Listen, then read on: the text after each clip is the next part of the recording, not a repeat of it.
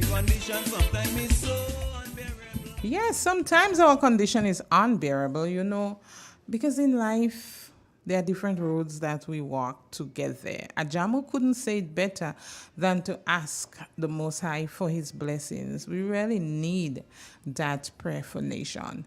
But good morning to your wonderful listeners of Real FM 91.9, 91.5.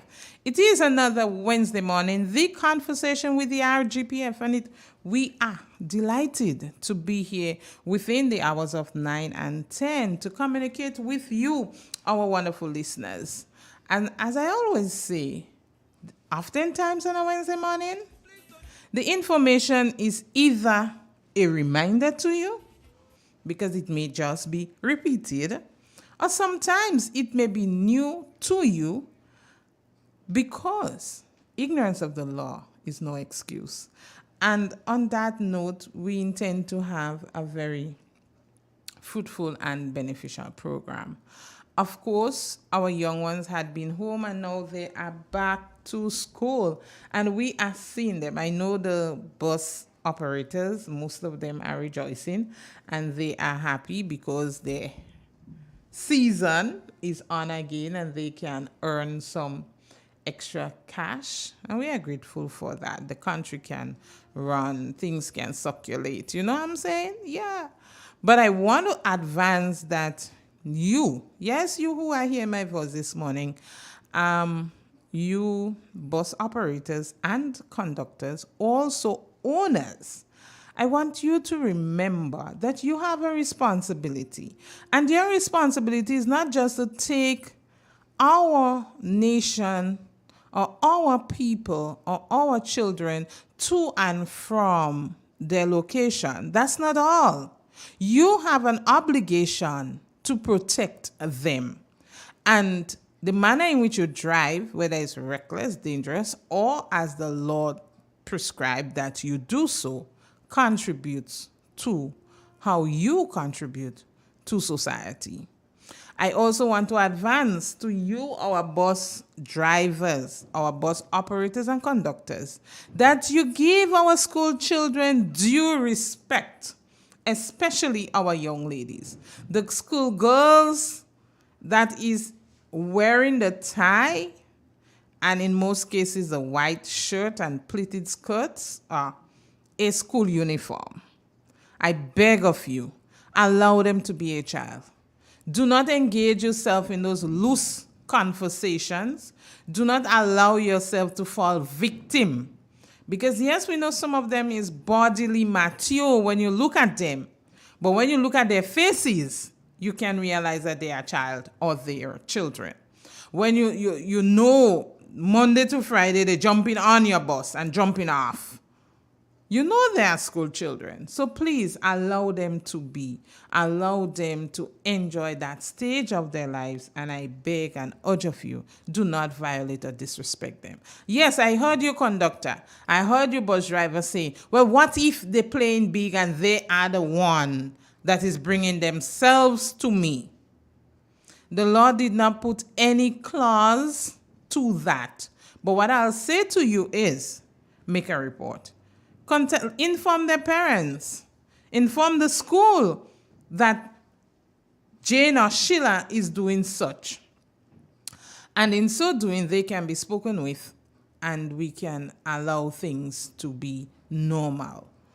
And I often say to some of the persons that I come in contact with, being charged by the police with a sexual offense do have its lifetime stain.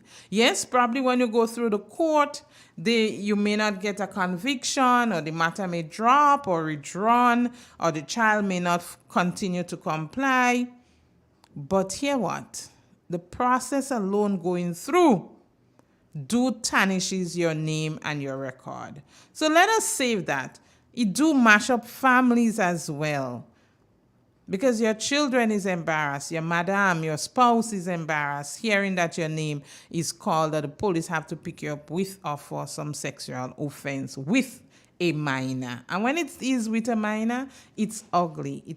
The taste is off. So I beg of you, please, that you make those adjustments.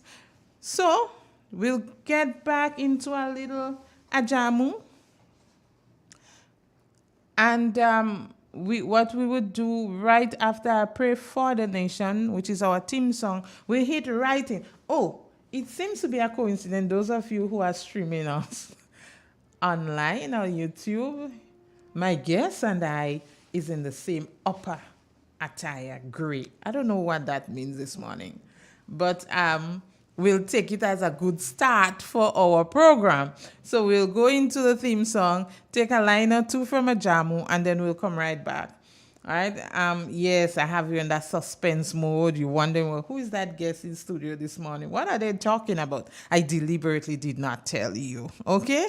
So we'll be right back with the conversation with the RGPF. We will just take a few lines from our theme song, Ajamu.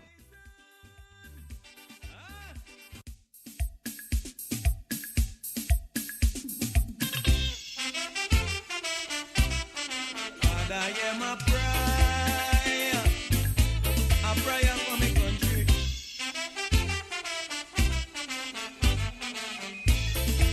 Righteousness exalts the nation, but sin is a reproach to any man. Pray for my country. I want to say a prayer to the Lord for my nation. I beg you, all community members, let us not only on a Wednesday morning say a prayer, but let us do that all day long, right? We are commanded to do that. But hear what? You see something, hear something, know something? Of course, we urge you to say something. And if you want to contribute to the conversation with the RGPF, how do you do that? By doing business with Real FM. Yes. All you need to do, they have packages to suit everyone's business pocket. So all you need to do, call Real FM, come into Real FM. It's located upstairs, Western Union, Main Street, Sotes, and you can advertise with them. Yes, you, that small community shop. Yes, Mr. Self-Employed, you farmer, regardless to what you do. There is packages to suit your pocket, and in so doing, you can contribute to the conversation with the RGPF. So I go right in with my guest this morning, and I say good morning to you, sir, and how are you? Pleasant morning. I'm good. Thanks for asking. How are you? Great. Go right ahead and greet all, let the listeners know who you are. Good morning to the general listening public. My name is Jermaine Regis, Corporal of Police number 887, attached to the cream of the crop of the RGPF Prosecution Department, and currently I'm on the Western Division and also the Northern Division, including Carriacou and Pitimatnik. Listeners, I don't know where prosecution get that. That's our second prosecutor that has been in studio, and we heard that that phrase, cream of the crop. I'm not going to contest it. All I'm going to ask is for some of it. That's all. I want some cream. Thank you. So this morning I'm here to discuss the topic of summons and warrants and the execution of both processes. So a couple weeks back, listeners, we dealt with the aspect of bail, and we had woman constable Burke, Tonia Burke from Hermitage Police Station, and certainly she did justice to the topic in the form of letting you know what was a bail, grounds or objection, who can grant bail, what the process is like, and the responsibilities of the surety and the principal, and even that of the police officer. This morning now, we're looking at summons and warrants. Oftentimes, you see officers coming to you or your residence or your place of employment with these documents. So the cream of the crop representative will tell us what they are and the process, how important they are, and what you as our listeners or citizens can do what are your rights when those those documents are served or executed on you. So we jump right in and we start from the soft one. What really is a summons? Yes, thank you, Sergeant Grant. So summons, in short order, it means an order in writing signed by a magistrate directing a person to whom it is addressed to appear at a particular place and at a particular time to answer to his contents. Summons may vary in terms of the address. There are 3 different types of summons. There is the defendant summon, which is directed to the defendant to answer to his charge. There is a witness summon, who will be the witness appearing on a said charge to give evidence that will assist the court in coming to his verdict. And there is a surety summons. And you spoke about the bail who Ms. Buck, how she states in terms of the importance of the surety. Yes. So in the event that the defendant does not show up to court for whatever reasons, or someone will be sent out to the surety to answer to the whereabouts of the defendant, and probably in most cases to forfeit the fines that is placed on the bail form. I just want you to repeat that aspect of the surety summons for the purpose of hinging back on the bail topic. So the surety is a person that would come and sign to allow the accused person, while awaiting his hearing at court, to be free or to be out in the public, out of police custody. So now you're hearing that there is also a summons that is designated for you, the surety. And I'd like for you, sir, to outline the purpose of that document again. Well, firstly, the responsibility of the surety is to ensure that the defendant shows up to court. Right. So in the event that does not happen, on a repeated occasions or conditions, the magistrate, on application by the prosecution, will send a summons for the surety, and the surety will be responsible to come into court also and answer as to why this defendant cannot be located, or why the defendant is not attending court. And if the surety cannot give just reasons, then the sum that is on the bail fund, he or she may be asked to pay a portion of that, if not the entire sum. So what if when that summons is executed to the surety, he or she decides, I am not going to court. I only signed for him to get out there. He had to go to court. I'm not leaving my work and go to court. Is there any consequences for that behavior? Yes. In the event that the surety does not obey the summons, then a bench warrant will be issued for the surety and will be arrested and brought to court also. So listeners, there you heard it. It's not just taking one's bail, but there are follow-up or consequences if or when there is a breach. And I'm grateful that Corporal Regis is able to explain that for us as to the importance of in relation to bail and the follow-through until the matter, because here it is, the summons. Let us just piggyback a bit on the accused summons. Yes. How significant or important it is, and maybe you can also elaborate on the witness summons as well. Well, there are different modes to bring in an individual to court. Right. There are 2 modes mainly. There is arrest, with or without a warrant, and there is the summons aspect. Right. So speaking about the summons aspect, it is critically important that the defendant be duly served so that he knows what's the charge he has to face against him in court. Right. So the summons will have his name, his address, and it details the particulars of the charge and the particular date he has to attend the court and the respective court where he has to attend. So it is important that he be served within 48 hours before the actual date of the hearing. Just break down that 48 hours into days for us, please. 2 days, Right. basically. So if the hearing is on Friday, it is best that he be served on the Wednesday. So the 2 days or 48 hours will not be exceeded. Also, there is ways of serving someone. You can serve the summons either personally on the person, give it to them directly, or you could leave it at the last or most frequent place of abode. Right. So that's it in regards to the accused summons. That's where the accused, listeners, meaning that person has been charged. There is a charge for him or her to answer. Now, the one that is ticklish is that of the witness summons, because oftentimes you hear persons say, I never went to the police, me and Tom never have no incident, and worse yet if the name is not spelled properly. Guide us or to give us some more information. Yes, as well, to this. that is truly an issue. But what I would advise persons, firstly, in terms of the spelling of the names, if John Joe knows that he made a report against whosoever and the name is spelled incorrectly, that's the weakness. However, you know that you made a report, and if this summons is come to you and you realize that there's a fault in some terms of the spelling, you can go to the court on a respective day and allow the prosecutor or the magistrate that, excuse me, my name is spelled incorrectly. I would like to be changed to reflect my correct spelling of the name.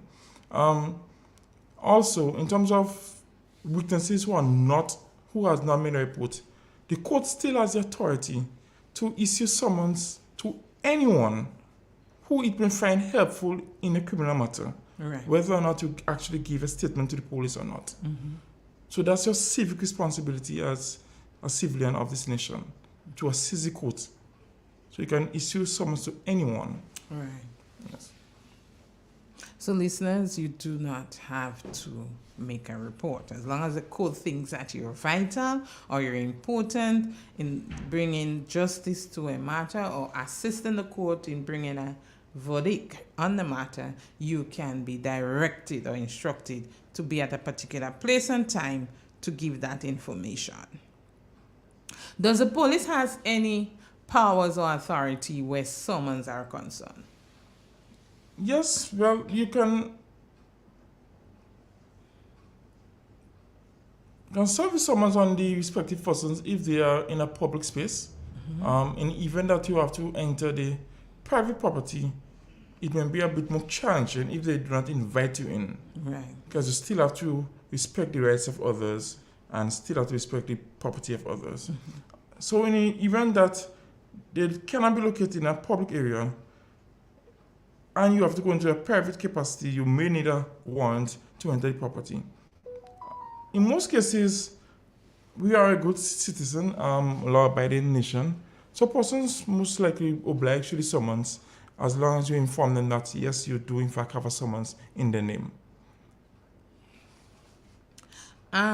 What if there is any proper way? I know you spoke of the time in serving the summons, but is there any proper way or is there any guided way in which a summons should be served? Yes, well, I state in terms of the personal, on the person delivering to the person personally, or you can leave it at the last or most frequent place of abode.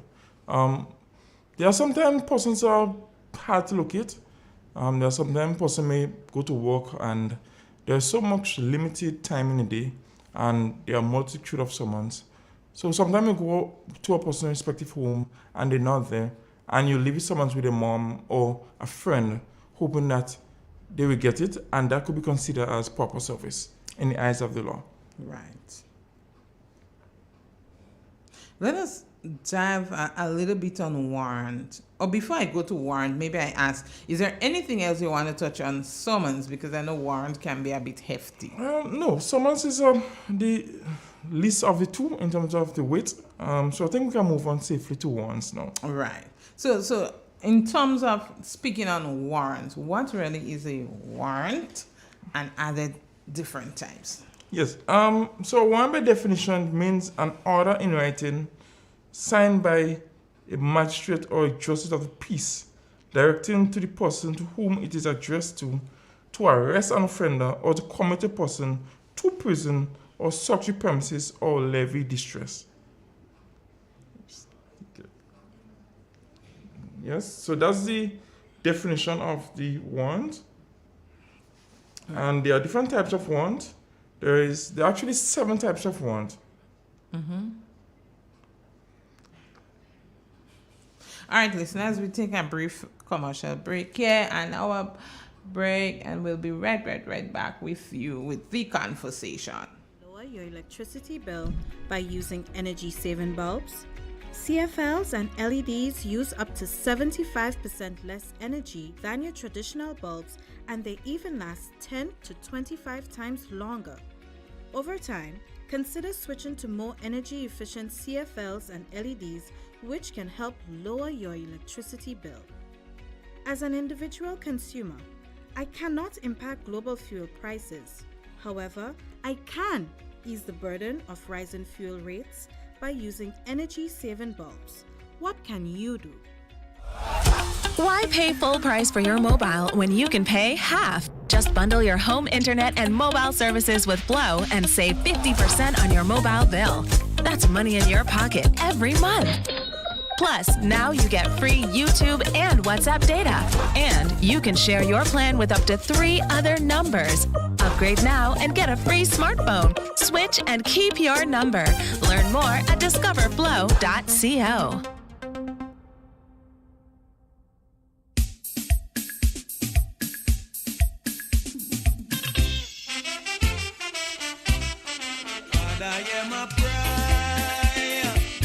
Yes, listeners, so it is the conversation with the RGPF, and this morning we are discussing the whole issue and topic of summons and warrants, because it is part of our policing duty on a day-to-day basis. And oftentimes, you hear so much cry from the public in terms of, I did not know and I did not remember and I don't know what to do. So we think it is important that we do give you the information. And of course, my guest is Corporal Regis. And as he said, he represents the cream of the crop department, which is prosecution. I'm not going to contest that. I'm only asking for some cream, right? So thus far, we had looked at the whole aspect of summons, and we are going into warrants. And as he alluded to just before we take the break, that there are 7 different types of warrants. And I want you listeners to pay particular attention to it, because all warrants does not always have the same outcome. And these are things that you need to know, because you never know when you may face in a situation, or you may have to inform some loved one or maybe someone, or educate them as to the whole process. But let me say blessed morning to all of my listeners that is streaming Real FM, whether it's on Facebook or YouTube. And those of you who are listening through the radio, 91.9, 91.5. So we are discussing the whole aspect of summons and warrants in regards to what are they, and the processes that follows through with it in regards to officers doing their duty. Who has that authority? Who has coverage? What rights do you as a civilian has in regards to a warrant and a summons, when or if executed or served on you? So we go right back with our guests, and we are discussing the whole aspect now of warrants. So continue, Corporal. Thank you, Ms. Grant. I spoke before about it. There are 7 types of warrants before the break. Warrant of arrest, a search warrant, a bench warrant, an ejectment warrant, a distress warrant, a commitment warrant, and a warrant to commit persons to prison. Most persons are familiar with a search warrant. Right. So I think I will speak on that first. So in communities, persons will observe that police officers visit the property, normally accompanied by CID officers, and show them a document and says, this is a search warrant. We have the authority to come into your premises and search for whatever illegal substance or item that you may have in your property. And person may contest it and say that we do not have the authority to come in the property. However, the search warrant authorizes police to do such thing. So there are rules of the search warrant. It must be executed within the general provision is that it must be executed within a specific time, and that's between 5 a.m. and 8 p.m. However, there is a special provision that is made where one could be executed at any time, but that must be authorized solely by the magistrate. Anytime. At any time of the day. Right. Yes.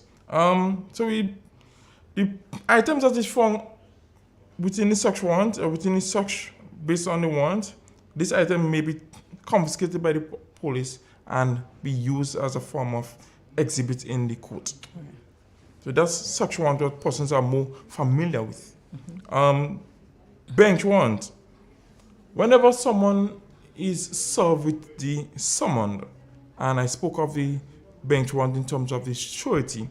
So whenever someone is served with a summon and this person, for whatever reason, did not attend the court at the respective time and did not provide any cogent reason as to why they were absent, a bench warrant could be issued, or most cases would be issued, for the arrest of that person to appear at the court at a follow-up date. It is significantly important that persons also are aware that a bench warrant could be issued to the witnesses also. So you don't think because you have a matter in court and maybe you don't want to proceed with the matter that you just boycott the whole process altogether and decide that you're not going to court and the matter will be thrown off. No. So I want to just seek that clarification. Yes. Can a bench warrant also be issued for a surety? Yes. Right. So all forms of the summons can. Yes, because the wording of the summons is an order by the magistrate, and if you didn't oblige to that order for whatever reason, as I said, without any cogent reason, then yes, a bench warrant could be issued for your arrest, and you've been executed and you're bring to court on a respective date when the matter is adjourned to. Also, persons are familiar with the commitment warrant. I think persons are mostly familiar with commitment warrants, and that is issued by the court to arrest a defendant on non-payment of fines and compensation owing to the court. So whenever you attend a court hearing, and there are different types of, first let me just indicate, there are different types of commitment warrant. There is JDS and criminal commitment warrant, and also civil maintenance warrants.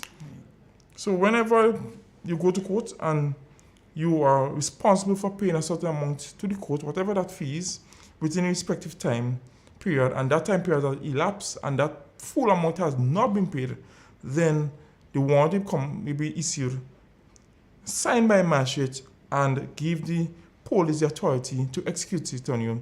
And if the money is not paid in full, then the time specified in the warrant, you will go to spend that time in His Majesty's prison.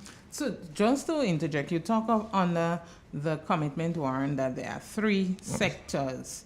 You have the JDS, that's it. Yes, you have the JDS, that's the civil claim that is brought against persons for maybe money due on owing or any form of civil claim that is brought, maybe by a company and so forth. Right. Yes, then there's the maintenance warrant, where you're responsible for maintenance payment, and there's also this criminal warrant where persons is charged, whether it's a fine or compensation, and you have not paid it within the requisite time, and the warrant is issued on your arrest. There's also warrant of arrest.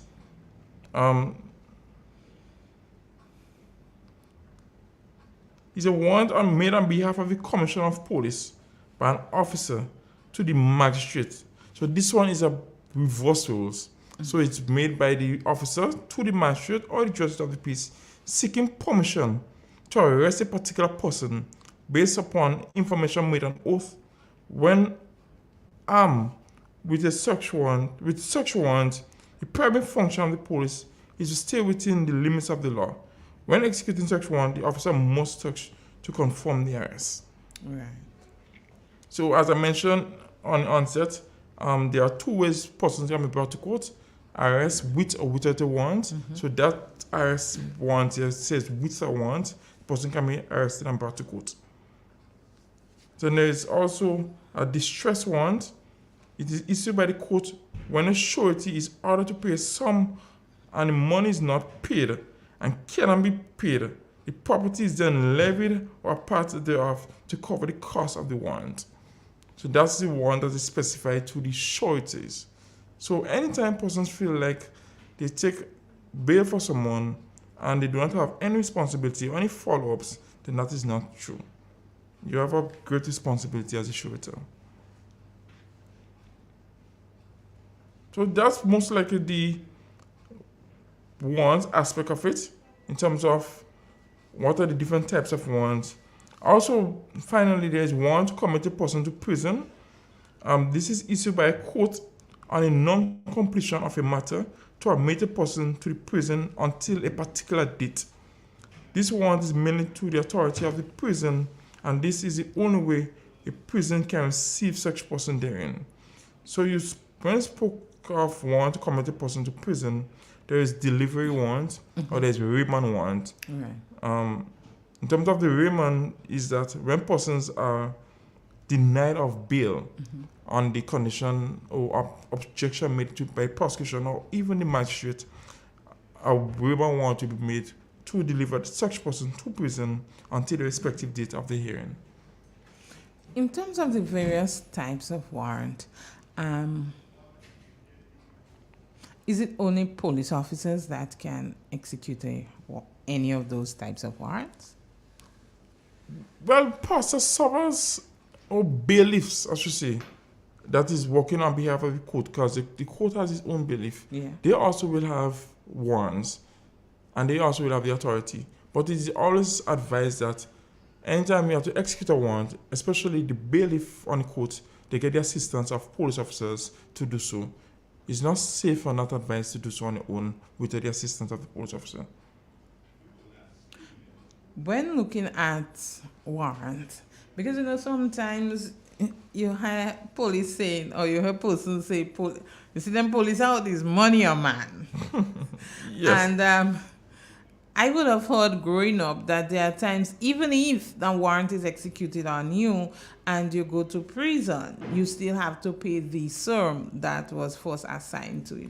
Is that true? And on which of the warrants, if true, that is applicable? On the commitment warrants, after the court makes its respective decision, after it gives its verdict and the time period is given and it is elapsed, if that warrant is executed on the defendant, or when that warrant is executed on the defendant and is conveyed to His Majesty's prison, the specific time period will also be alluded on the warrant, and whilst in custody, or whilst in the room or the detention in His Majesty's prison, payments can be made on the warrant, and that could satisfy your obligation to pay the warrant, and you'll be released when such payment is made. Also, if, for example, you are charged $1,000 in court, and in default of the $1,000, you are required to spend 4 months in prison. However, you only paid a maximum of $600, then the time is calculated differently. You're not required to spend 4 months, you're required to spend a lesser version, and this will be calculated by the court and also the prison. Right. So, in short, are you saying, Corporal, that in the execution of a commitment warrant, even if that person, the accused person, is at prison, any sums can be paid, which would be calculated in terms of his or her release? Yes. At any stage before your release, you can make payments on the warrant while it's in prison. And where would that payments have to be done?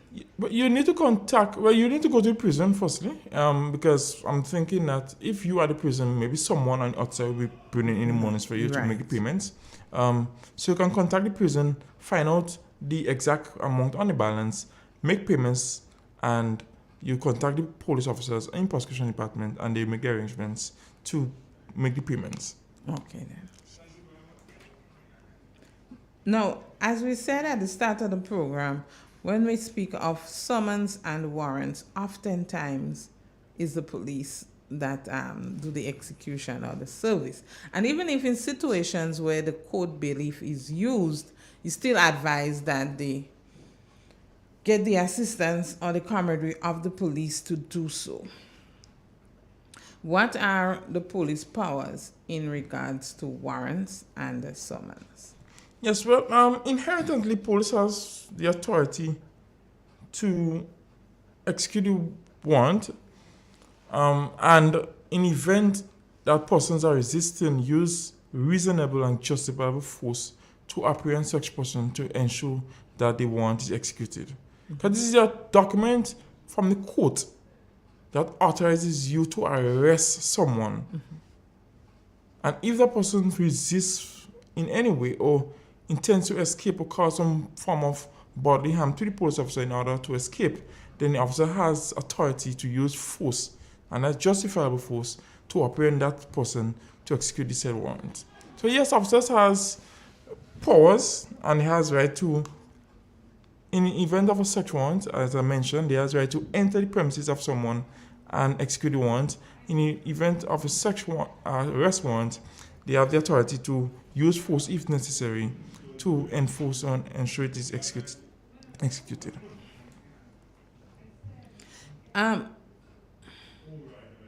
When we look at warrants, sometimes based on the nature, especially in situations of a search warrant, you have person's property being fenced and gated, and also, or maybe dogs on the inside.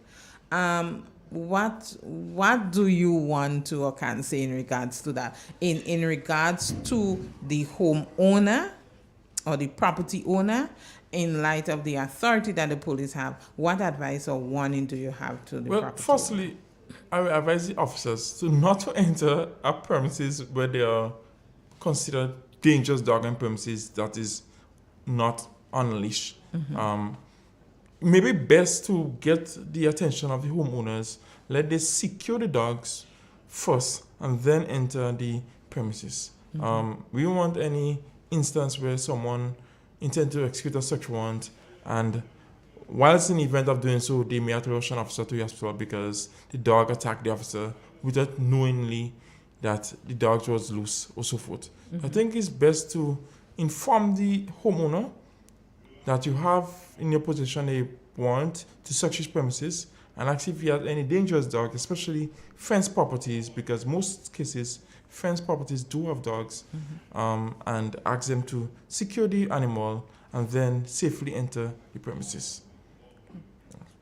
All right, so listeners, we'll take a brief break again, a very brief one, because we're nearing the completion of our time, and then we will be back with the conversation with the RGPF.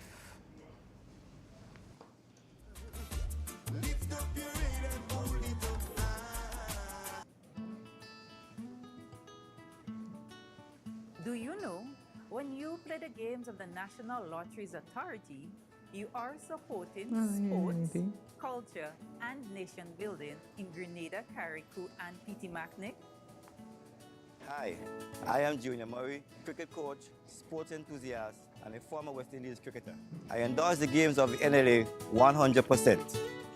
For the past 40 years, the NLA has been funding many sporting activities, including competition for schools and clubs, and for athletes to participate in overseas tournaments such as the Carifta Games and the regional cricket tournaments.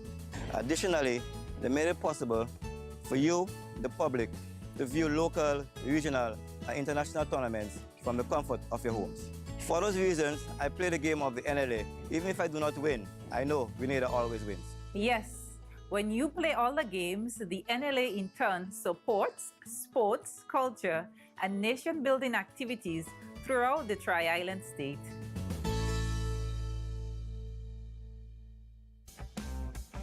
M&M Hardware Limited, Hope St. Andrew and Dusty Highway, St. George. Shop conveniently for all your building materials, including plumbing, electrical, lumber, cement, steel, and much more. We manufacture roofing sheets available in 11 colors, aluminum windows, doors, inset screens, and hurricane shutters. Installation services are available for all our manufactured products. Our opening hours are Monday to Friday, 8 a.m. to 4 p.m., Saturdays, 8 a.m. to 3 p.m. M&M Hardware Limited. Come on in and experience our affordable prices, or call us 444-6757 or 440-6757 Dusty Highway. Email us at info@mahonhardware.com or mnmdusty@mahonhardware.com. M&M Hardware, foundation to roof. Let's build together.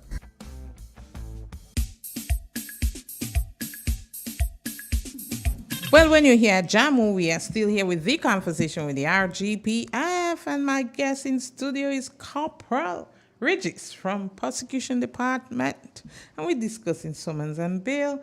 And while we were out on break, we had someone asking for a clarity, Corporal, in regards to the whole aspect of a warrant being executed and the person goes to jail or prison, to sound nice, and whether or not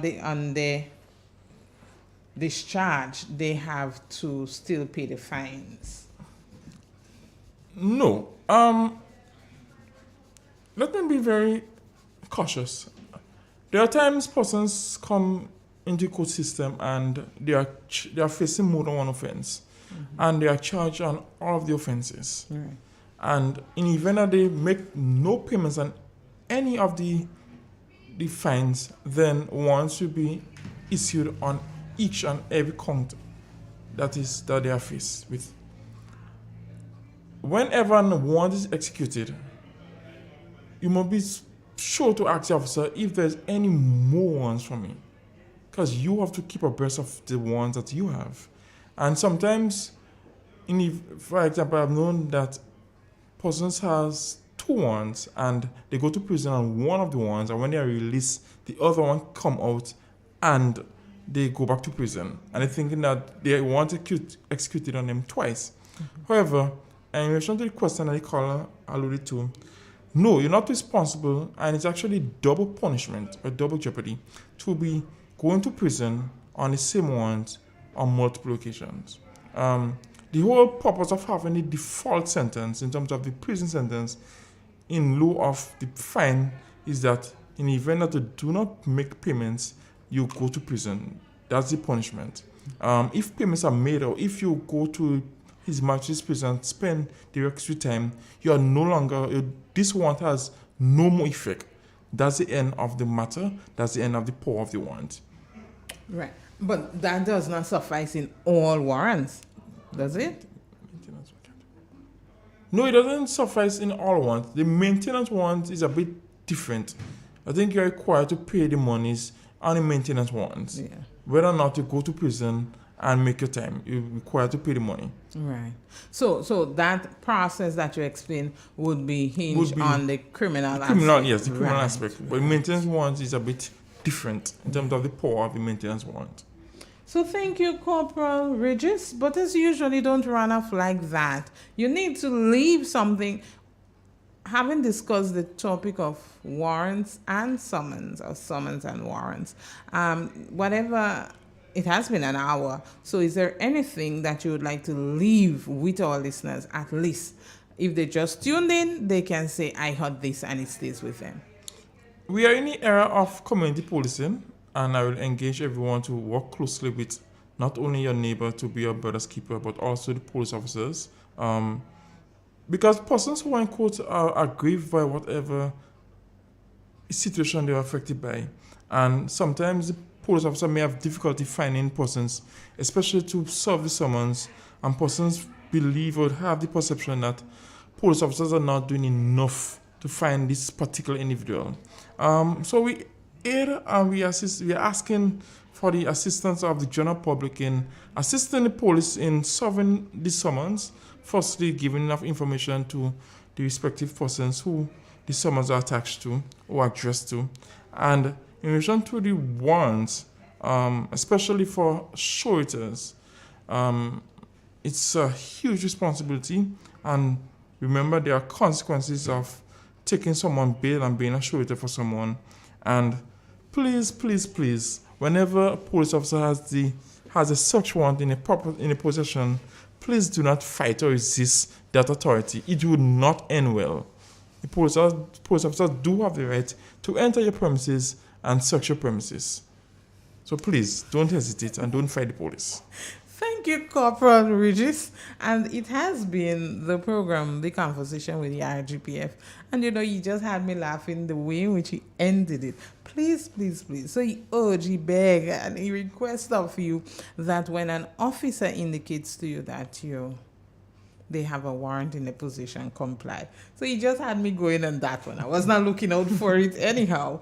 But Corporal, I'd like to say thank you for being here this morning with another program.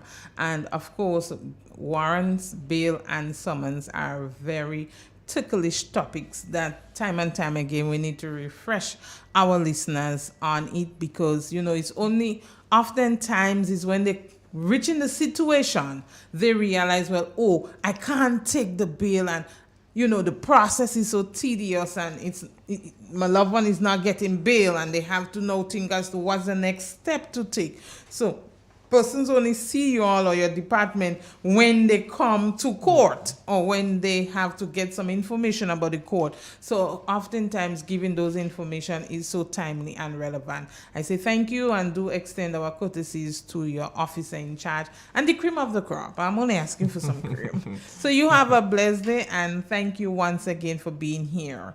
Our listeners, it has been the conversation with the RGPF. And of course, if you intend to contribute to the conversation with the RGPF, all I ask of you is to contact Real FM and do some business with them. They have various packages to fit your business pocket so that you can contribute to the conversation with the RGPF, regardless to your profession, whether you're self-employed, you're a farmer, you're a small community shop. Yes, let people know where the shop is and what you have to offer on a daily basis. And in so doing, you can contribute one way or the other. To all those of you who wants to just be a good citizen, I ask you, if you hear something, see something, know something, please say something. And in so doing, we can make our square, our space, our little corner brighter. And that piece in the puzzle, you might just able to solve it. Have a God bless day. See you next Wednesday with another program, The Conversation with the RGPF. Bye for now.